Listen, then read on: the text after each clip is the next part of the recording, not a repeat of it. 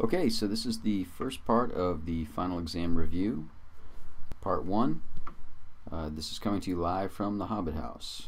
Question number 1. The state of matter in which a material has a defined volume and definite shape is the state of, well, solid has definite volume and definite shape, so that's going to be your answer, but just for your review, liquid has definite volume but an indefinite shape, and gas has no definite volume and no definite shape. Number 2, in gas state, matter has, we just went through this, okay, no definite volume, no definite shape. That's answer choice C. Which of the following is a quantitative measurement? Well, quantitative and qualitative are the two types of data here. Qualitative means non-measurable, so things that you might be able to put into a category but not necessarily a measurement. And then quantitative means it's a measured or counted value. So color is not something you measure, odor not something you measure, length would be something that you can measure with any number of devices, and flavor of course is not a measure. It's those other three would be qualitative examples. Length is the quantitative, so that's choice C. Number 4, which of the following is an intensive property? Intensive means it doesn't change based on the amount of substance you're dealing with, so it's intensive, intrinsic, it's internal to the substance. Whereas extensive is a measurement that changes based on how much stuff you have. So the one thing here that wouldn't change, if you just think about it, mass, the more you have, the more mass you have. Length, the more stuff you have, the longer it would reach. And volume, you add more stuff, it takes up more space, more volume. So density is the choice here. The other things would be maybe color. Color is not something that changes if you add more of something. So that's A for number 4. Number 5. Student conducts an experiment to determine the effect of adding sugar on the freezing temperature of water. Here are the results. What is the dependent variable in this experiment? You need to remember that the independent variable is what the experimenter or the scientist is changing deliberately each time. And the dependent variable is what you measure in response to the independent variable. So in this case, it is the freezing point that we're measuring in response to changing different amounts of sugar. So that's B. Number 6 and 7 refer back to that same experiment. Which value in that experiment should remain constant for all samples? Well, the freezing temperature is changing. That's part of what you're measuring. The amount of sugar you're changing on purpose. But what you don't want to have changing every time is the volume of water. So you want to keep the water the same and only have the things that you're focused on. Your independent and dependent variables should be the only things that are changing. What would be a good title for the experiment above? Well, it's kind of in the question itself in number 5, and it's the effect of salt on the freezing point of water. So that's what you're actually testing. The effect of, actually it should say sugar. The effect of sugar on the freezing point of water. Number 8, methane and oxygen, both colorless gases, combust to form carbon dioxide and water. When mixed, carbon dioxide and water in this reaction are called the products, reactants, equilibria, precursors. Well, the reactants are always the things you start with, and the products are what you get at the end. And so in this case it says the things that you start with combust to form, so they turn into carbon dioxide and water. So carbon dioxide and water are going to be the products, which is choice A. Number 9, the symbol S in parentheses next to a substance in a chemical equation indicates that, well, there are several symbols that we use in equations like this. S in this case is for solid, L is for liquid, G is for gas, and AQ means aqueous or dissolved in water. So in this case we've got solid state is S. Number 10, according to the law of conservation of mass, during a chemical reaction, atoms are rearranged but not created or destroyed. Atoms of one element are transformed into atoms of different elements. Mass converts to energy, and the number of atoms always increases. Well, the law of conservation of mass, put as simply as possible, says that the mass of the reactants is equal to the mass of the products. And what that means in regard to this question is that atoms are, atoms are rearranged but not created or destroyed. So that would be answer choice A. Number 11, a chemical reaction is exothermic if, well, exothermic means heat or energy is released during a reaction, and the opposite would be endothermic, where heat is absorbed during reactions, so you need to be familiar with those terms. So that was choice A, heat released during the reaction. for number 11. Number 12, the rusting of iron is considered a chemical change because it, well, physical change and chemical change are the two types. Right? Physical change means you're not turning something into another substance. So you might be melting it, freezing it, grinding it up into smaller pieces, mixing it physically with other stuff, but you're not creating new compounds.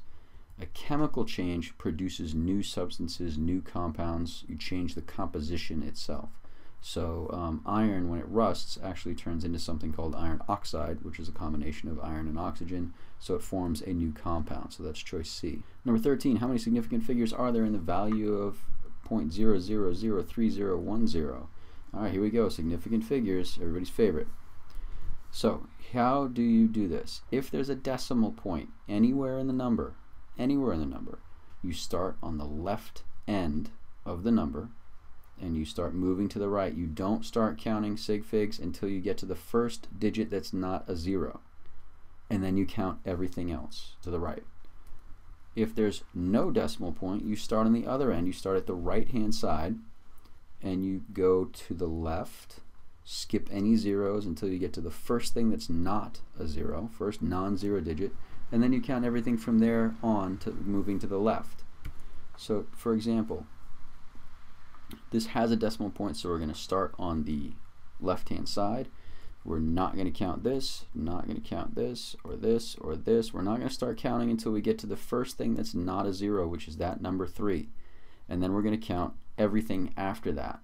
So the 0 here counts, it's a sandwich 0. This counts, it's not a 0, so anything that's not a 0 always counts. And then this one is called a trailing 0 after a decimal point. So that has 4 significant figures, choice C. Number 14, the volume of sample is measured several times. The results are as follows, and the actual volume is 5.2. These values are, and we're talking about whether they're accurate, precise, or both, or neither. So accuracy means you're close to the accepted value, and I would say that these are not close to the accepted value. In fact, they're off by about 100%. Precise means you have a series of values or measurements that agree with each other. Whether or not they're right, they're all the same or close together. That's the case here. We have 4 measurements that are all within a couple of tenths of a milliliter, which is pretty close agreement, but they're not anywhere close in relative terms to the actual answer. So we're talking about something that is precise, but not accurate because it's too far away from the real answer. So that's choice B. The table below shows physical properties of selected metals. We have a cube of unknown metal that's 3.5 milliliters and 34.3 grams. Based on this data above, what type of metal is it? Well, you're given milliliters and you're given grams. Neither one of those values is in the table, so how do you figure this out? We'll look at the table. What do you have? You have molecular mass. Nope, can't use that. Boiling point and melting point are in degrees. I don't have anything to do with degrees. But density is grams per milliliter. And in the question I'm given a number of grams and a number of milliliters, so I could calculate the density. Density is mass divided by volume. So I would do 34.3 divided by 3.5 milliliters, and that comes out to 9.8 grams per milliliter. Then I go back to the table in the density column, and I see that this one right here is 9.8. It matches. So that means that the substance I have here is bismuth, which is choice C. Number 16, a pure substance that cannot be broken down into simpler substances by physical or chemical means is called, well, an element is that. It is a substance that can't be broken down without altering the actual element into something else. And then you have compounds, which are 2 or more elements that are combined chemically. So you can separate them chemically, but not physically. And then the other type is of matter is a mixture, which is where you have 2 or more substances, which could be elements or compounds, that are combined physically, but not chemically. So you could separate them without any chemical reaction. A. 17. Well, chromatography is taking advantage of the fact that substances travel through a medium at different rates. That's not it. Filtration is separating particles by passing them through a porous barrier. Not that. Sublimation takes advantage of the fact that some substances change directly from a solid to a gas. And then the last one is distillation, which uses the fact that different substances boil at different points for separating them out from a mixture. So distillation, choice D, is the answer here. Number 18, chemical property, it cannot be observed or measured without altering the composition. So that would be something like finding out if something is flammable. Well, if it is, you burn it and you don't get the stuff back at the end. It's changed into other substances. Whereas a physical property is something that you can observe or measure without changing the stuff itself. You can measure its density, you can measure its color or observe its color.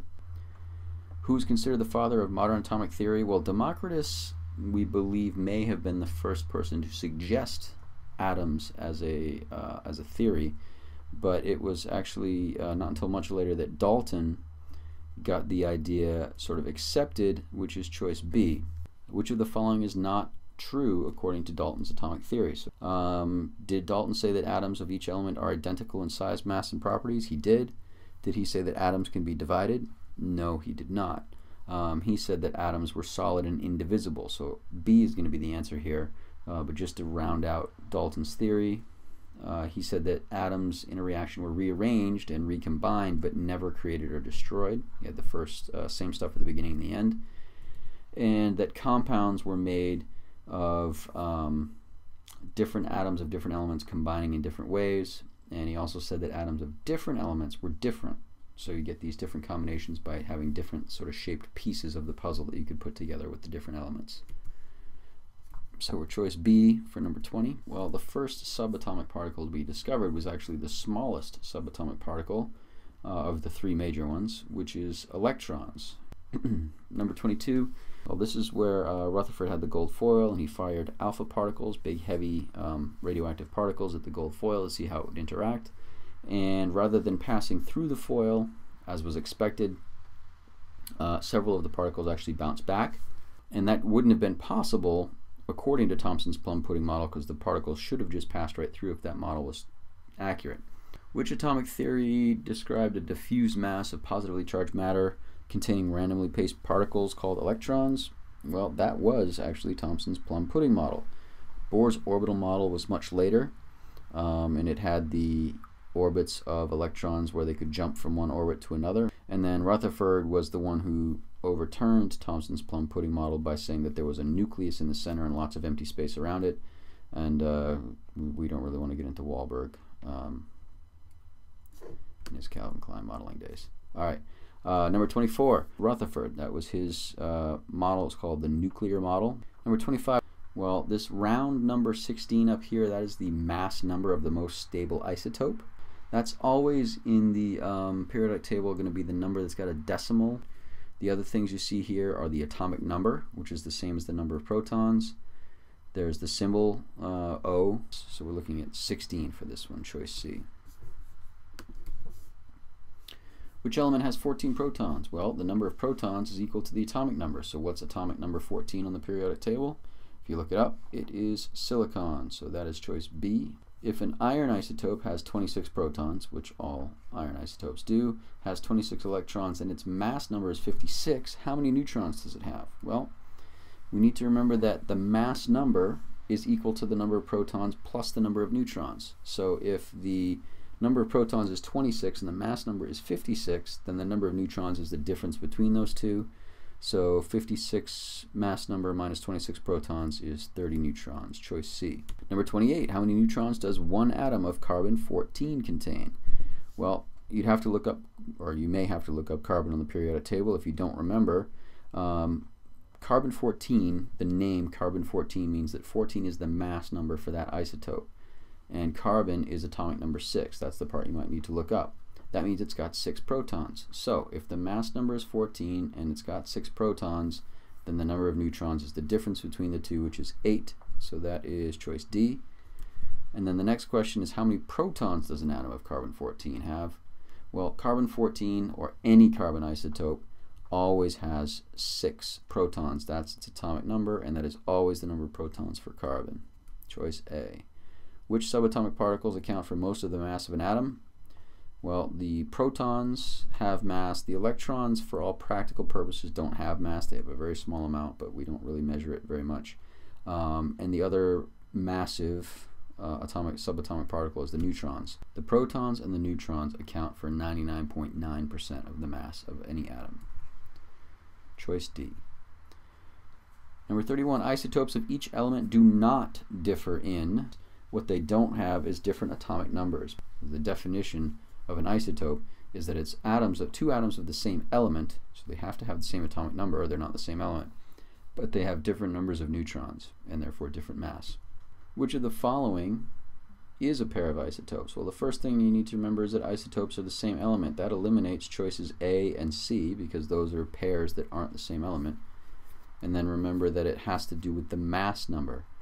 And if you look at choice D, it's two hydrogens, so they are the same element, but if you look at the mass number, which is that little number on the top left, they're the same number. So these are not isotopes, those are actually two ions of hydrogen. So the only choice left is B. Uranium-236 and uranium-238 are isotopes of uranium.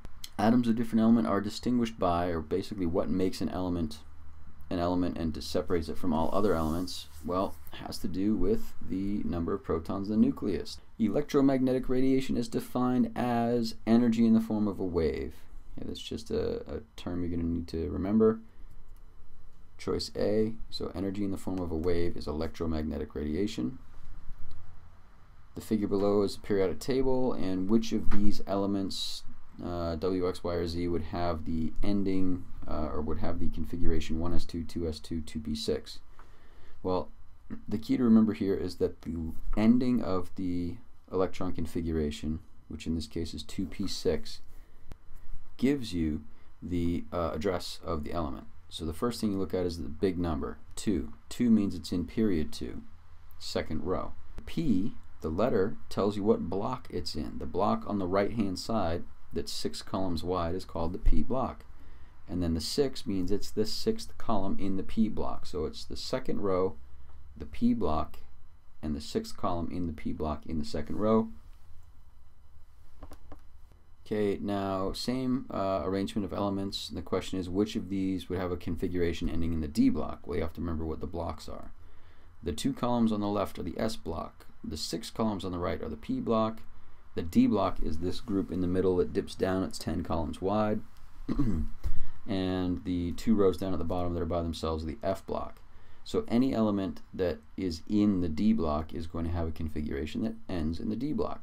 So that's going to be X. 37. If hafnium undergoes beta decay, hafnium-180, which of the following isotopes is produced? You need to remember that beta decay is a neutron splitting into a proton and an electron.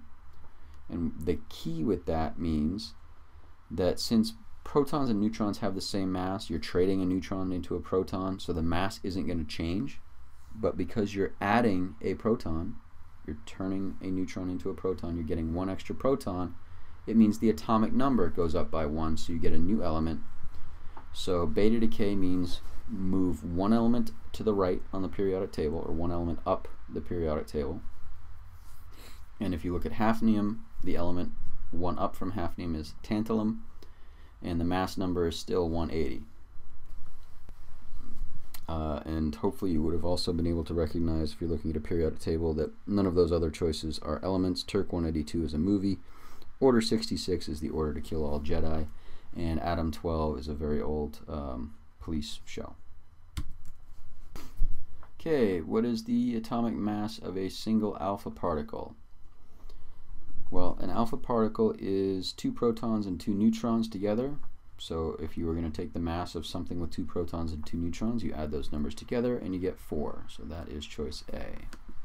The half-life of cesium-132 is 10 days. If you have 128 grams right now, what would be the amount remaining after 40 days? Well, 40 days would be 4 half-lives, since each half-life is 10 days long. So if you start with 128 on day 0, then 10 days later, 1 half-life, it would be cut in half to 64. 10 days after that, now we're on to 20 days, it would be 32. After 30 days, it would be 16. Cut it in half one more time, 4 half-lives, 40 days, you'd have 8 grams. Choice B. Which type of orbital has a spherical shape? You need to really remember two orbitals here. The S type has a spherical shape, S for sphere, and the P orbital has a dumbbell shape, or to keep the letters the same, P for peanut. If you saw a picture of something that looked like a sort of 2 balloons tied together, or a peanut shape, that would be a P suborbital. a sphere would be an S, so that's choice A. Which of these is the correct electron dot diagram for fluorine? Well, first of all, you need to know that fluorine is in group 17, which means it has 7 valence electrons. And you need to remember that you have 1 dot per valence electron, so there should be 7 dots. 7 dots rules out the first and the last, so that would be A and D. Sorry, they aren't lettered properly, but just going from left to right. And you should only have up to 2 dots per side if you need them.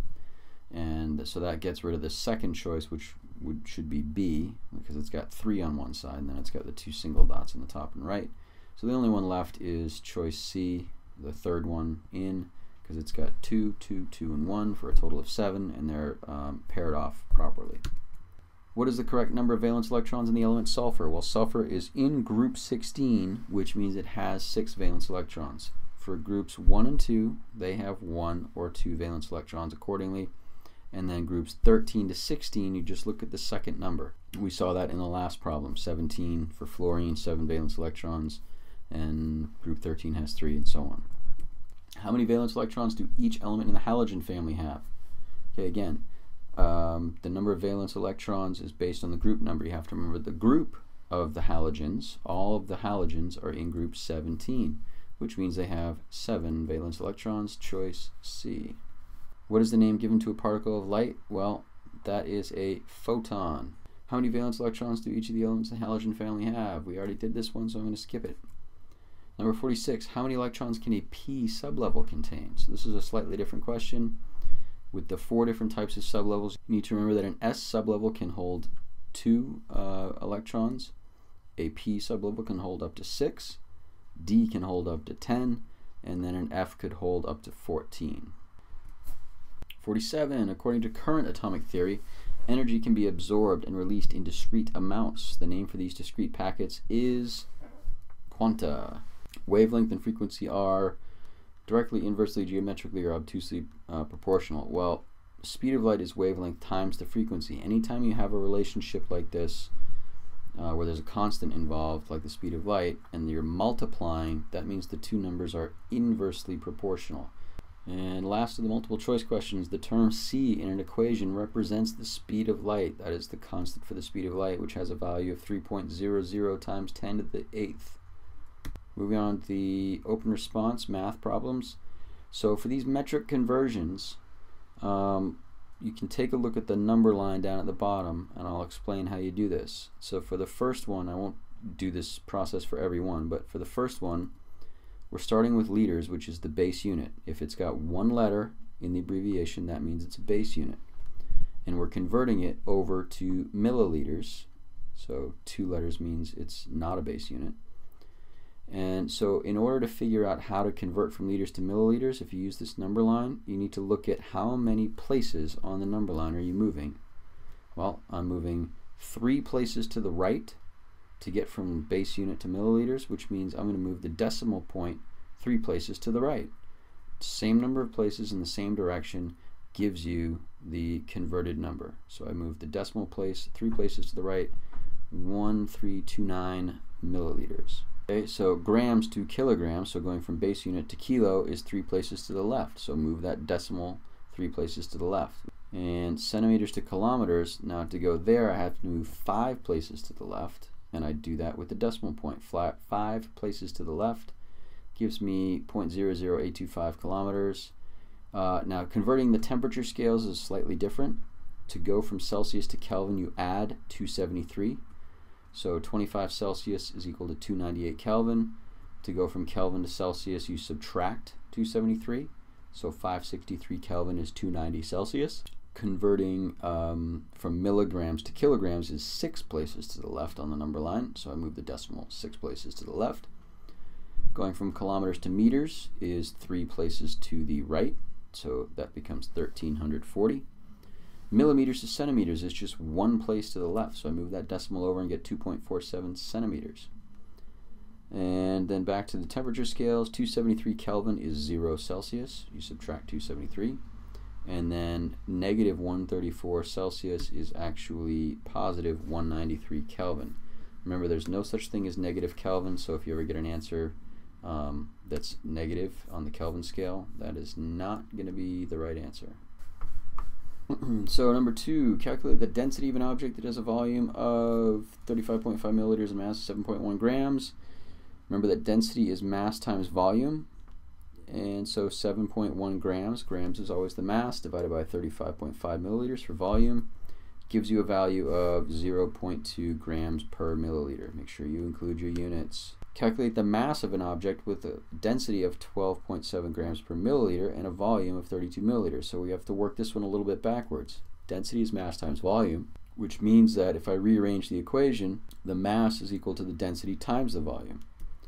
So now I can plug in the numbers. Mass is 12.7 grams per milliliter times 32 milliliters, which comes out to 406.2 grams. And for significant figures, I started out with 32 milliliters, which only has 2 significant figures, so I have to round my answer to 2 significant figures. The number 410 would be the correct answer. A student calculates the density of a sample to be 92, and the accepted value is 90. First part is calculate the error. Well, error is the measured value or experimental value minus the accepted value. It's just a straight, what's the difference between what you got and what you should have gotten. And in this case, the error is 2 grams per milliliter. That's how far off the person was. And then percent error is taking the absolute value of the error, which just means if it's negative, you don't use the negative sign. You just make it a positive number. You divide it by the accepted value, and then you multiply by 100 to turn it into a percent. So 2 grams per milliliter was the error. The accepted value was 90. So 2 divided by 90 times 100 tells us that the percent error in this case was 2.2%. Okay, nuclear equations, alpha decay of plutonium-244. So for alpha decay, you take 4 away from the mass number, so mass number times minus 4, and the mass number is the number on top, and you subtract 2 from the atomic number. And you do this because you're losing 2 protons, that's why you take 2 away from the atomic number, and you're losing 2 neutrons. So the neutrons and the protons combine to take away 4 atomic mass units from the top number. So if we start with plutonium-244, the 244 is the mass number, that's on top. The atomic number 94 you look up on the periodic table for plutonium. On the right hand side, the plutonium atom has broken into 2 pieces, and the 2 pieces have to add up to what you started with. First of all, remember that the alpha particle is a 4 over a 2. 2 protons and 2 neutrons, so 4 over 2. You take that 4 off the top number from plutonium and you get 240. You take the 2 off the atomic number on the bottom and you get 92. Well, 92 is a different atomic number, it's a different element, it's uranium. So plutonium becomes uranium, and an alpha particle, which is the 42He. Beta decay, a little bit different because you don't touch the top number, the mass stays the same. And you add, instead of subtract, you add 1 to the bottom number, which is the atomic number. So you go from carbon-14, which has a mass of 14 and an atomic number of 6, to nitrogen-14, which has a mass of 14 and an atomic number of 7, and then there's the beta particle, which is sometimes abbreviated as an electron. All right, a couple more nuclear questions, half-life questions. Carbon-14 has a half-life of 5,700 years. How much of a 200-gram sample will remain in 11,400 years? Well, 11,400 years is 2 half-lives. So if you start with 200 grams, after 1 half-life, you'll have 100 grams.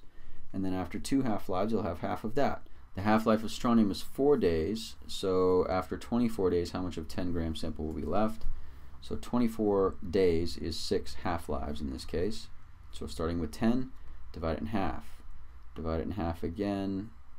Divide it in half again, and again, and again, until you get to 6 half-lives, and you find that you've got 0.15625 grams after 6 half-lives.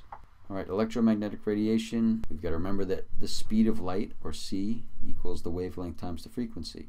The speed of light is always 3.0 times 10 to the 8th, and we've been given the wavelength, and that times the frequency equals 3.0 times 10 to the 8th. So if I divide 3.0 times 10 to the 8th by 5.1 times 10 to the negative 6th, I will get the frequency, which in this case is 5.88 times 10 to the 13th hertz is the unit for frequency, Hz. So based on the answer for part A, how much energy would one photon of that light contain? Well, the formula for the energy of a photon is Planck's constant, which is symbol h, times the frequency. Well, we just figured out what the frequency was, and Planck's constant is always 6.626 times 10 to the negative 34th. So we multiply those two numbers together, and we find that the energy of a photon of that light would have an energy of 3.90 times 10 to the negative 20th joules. Number 7, what is the electron configuration for manganese? Manganese is atomic number 25, so we need to account for 25 electrons in our electron configuration, and then you have to remember what is the Aufbau sequence. What is the sequence of numbers and letters in the electron configuration? How many electrons can each part hold? Well, you always start with 1s. That's always the first sublevel, and it can hold 2 electrons. Then next is 2s, which can hold 2 electrons. After 2s comes 2p, which can have 6 electrons. After that would come 3s, which can hold 2, and we're going to keep going like this until we get to the numbers on the top, the superscripts, add up to 25. After 3s would come 3p, 6 more electrons. After that is 4s, which can hold 2. Notice any of the s's are going to have 2's, or can have up to 2. Anything with a p can hold up to 6. And then if you get to d, we could have as many as 10 on that d level. What is the orbital diagram for the element cobalt? Well, orbital diagrams are similar to the electron configuration, except we use the boxes and the arrows for this. So we have to follow the same pattern, but representing them a different way. And this is atomic number 27. So 1s, you always start with 1 arrow up and then 1 arrow down to fill up the orbital, and then you move on to the next orbital. 2s can hold those 2 electrons, 1 up, 1 down. 2p has 3 sublevels or orbitals, so it can hold 1, 2, 3, and then you go back and 4, 5, 6, fill them in. And then we can move on to the 3s, which is 2, the 3p, which has 6, and the 4s, which has 2, and then for the 3d, this time I need 7 more, because if you add up all the arrows in the top row there, that gets us up to 20. Make sure you don't double up arrows in a box and leave an empty box at the end. What is the noble gas configuration for calcium? Well, noble gas configuration says that calcium is atomic number 20, and instead of writing out all the electrons leading up to 20, I'm going to take the next noble gas down, which in this case was argon, atomic number 18. So I'm going to put argon, AR in brackets, and then I'm only going to write the part of the electron configuration that would come after argon, which in this case, after argon, the next thing on the list is 4s, and it's going to be 4s2 because argon was number 18, so that takes care of the first 18 electrons. I only needed 2 more, and they can both sit in that 4s sublevel. Last but by no means least, draw the electron dot structure for the element silicon. You have to remember that silicon is in group 14, which has 4 valence electrons. So electron dot structure means we're only going to represent the valence electrons here. You take the symbol for silicon, Si, and you start on the top, left, right, bottom, doesn't matter, pick a side and start, and put 1 electron dot there. Move on to the next side for the next one, next side, next side. That gives us our 4 valence electrons. If I had to have more on there, I could have up to 8, no more. I would keep going around and start pairing them off. Remember, you should never have more than 8 in a diagram like this. And that, ladies and gentlemen, concludes part 1 of the final exam review. That's chapters 1 through 6 if you're following along in your notes, and a little piece of chapter 24 for some of the nuclear chemistry stuff we did.